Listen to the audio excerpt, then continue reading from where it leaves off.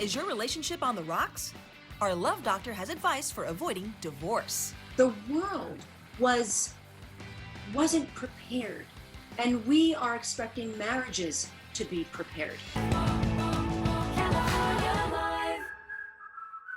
Coming up, has the pandemic put a damper on your love life? Well, we have some expert advice from Dr. V. Okay, Dr. V, why now? Why are we hearing about so many couples breaking up and getting a divorce during a pandemic? Well, a pandemic during our lifetime is certainly unprecedented and completely unexpected, right? The world wasn't prepared, and we are expecting marriages to be prepared. Well, marriages weren't prepared. This is why we will see a spike in divorce rates. Marriages were unprepared, just like everybody else. What can people do to get help if they feel like I got to hold this relationship together, or maybe I need to figure out if I need to be in this relationship? What can couples do now? What couples can do now is to allow one another some emotional space. You know, during the pandemic, when we were all locked together, it was about, social distance doesn't mean emotional distance. Get together. Well, now is a time to really allow yourself to grieve.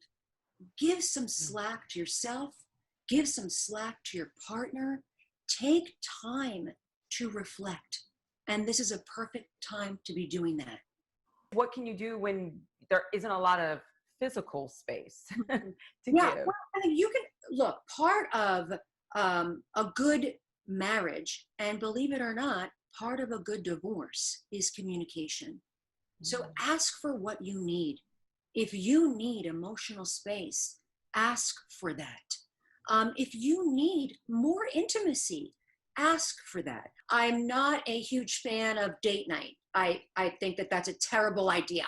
Really? It's awful advice. And the reason why I say that is because date night implies a level of thinking and planning that exhausted couples don't have. They don't have that. So instead of saying this elusive date night that nobody knows what's going to happen or where you're going to have to order out or find a place to go to, and then maybe you're expected to have sex, take that all off the table. Call it what it is. If you want to have a sex night, that's what you're going to ask for.